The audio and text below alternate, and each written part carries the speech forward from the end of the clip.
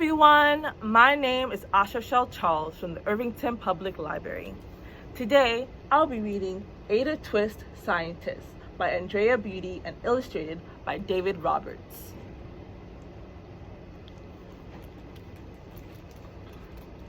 Ada Marie said not a word till the day she turned 3. She bounced in her crib and looked all around, observing the world but not making a sound. She learned how to climb and made her big break, with a trail of chaos left in her wake. She ran through the day, chasing each sound in sight, and didn't slow down till she conked out at night.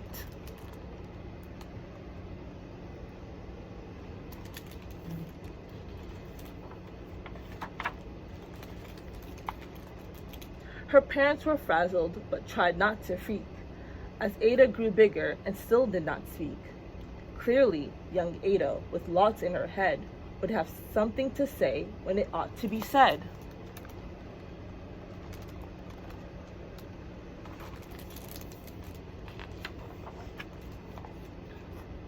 That's just what happened when Ada turned 3. She tore through the house on a fact-finding spree and climbed up the clock just as high as she could. Her parents yelled, "Stop!" as all good parents would. Ada's chin quivered, but she did not cry. She took a deep breath and she simply asked, "Why?"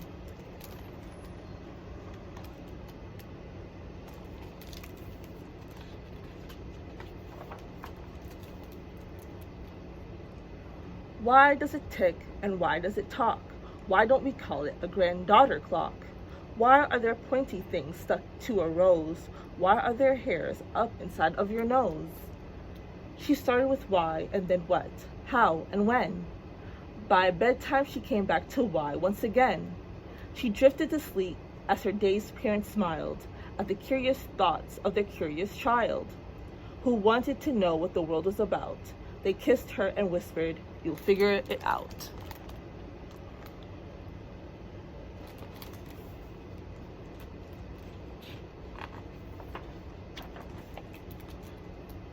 Her parents kept up with their high-flying kid, whose questions and chaos both grew as she did.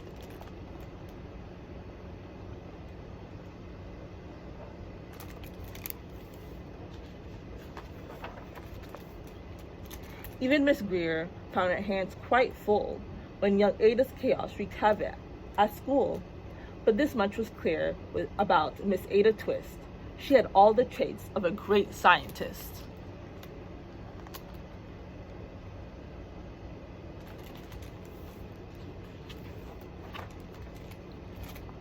Ada was busy that first day of spring, testing the sounds that make mockingbirds sing, when a horrible stench whacked her right in the nose, a pungent aroma that curled up her toes. "Zowie," said Ada, which got her to thinking, what is the source of that terrible stinking? How does a nose know there's something to smell? And does it still stink if there's no nose to tell? She rattled off questions and tapped on her chin. She'd start at the start, where she ought to begin. A mystery, a riddle, a puzzle, a quest. This was the moment that Ada loved best.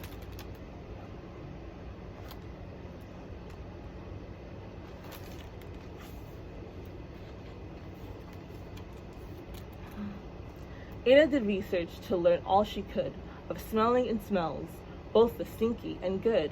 One hypothesis Ada thought could be true. The terrible stink came from Dad's cabbage stew. She tested and tested, but soon Ada knew it was time to come up with hypothesis 2.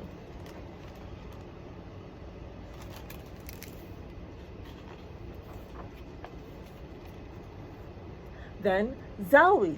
The stink struck again, just like that. Hypothesis 2 is caused by the cat. The cat couldn't make such a stink on its own. It needed perfume and some fancy cologne. So young Ada tested. The test was a flop. She started again, but her parents yelled, "Stop!"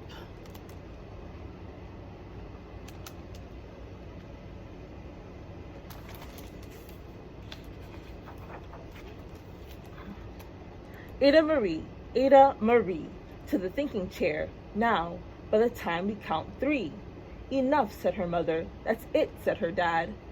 Her parents were frustrated, frazzled, and mad. Why? Ada questioned. Her mother said no. What? Ada queried. Her father said go. You've ruined our supper. You've made the cat stink. Enough with your questions. Now sit there and think. She looked at her parents. Her heart turned to goo. Poor Ada Twist didn't know what to do.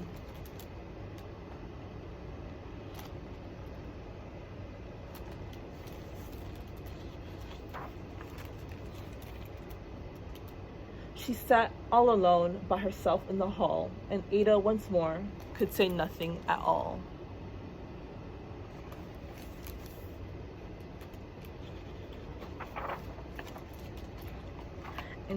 And so Ada sat, and she sat, and she sat, and she thought about science, and Stu, and the cat, and how our experiments made such a big mess.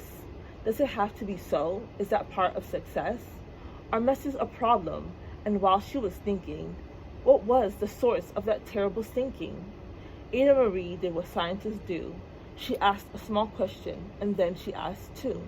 And each of those led her to 3 questions more, and some of those questions resulted in 4. So Ada got thinking. She really dug in. She scribbled her questions and tapped on her chin. She started at why, and then what, how, and when. At the end of the hall, she reached why once again.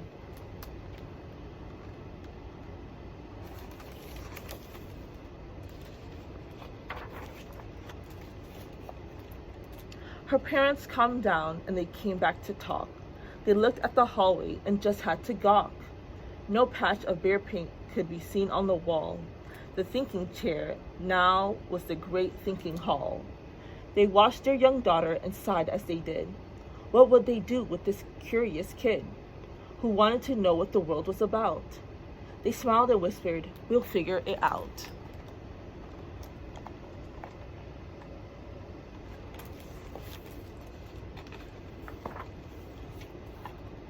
And that's what they did, because that's what you do when your kid has a passion and heart that is true.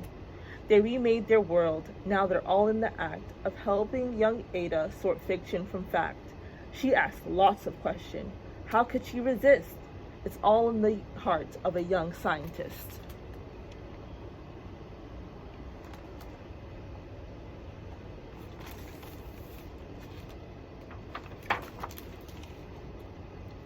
And as for that smell, what can Ada Twist do but learn all she can with her friends in grade 2?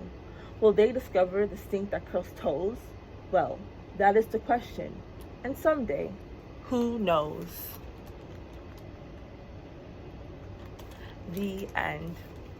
Thank you everyone for joining me today, and I will see you next time. Bye!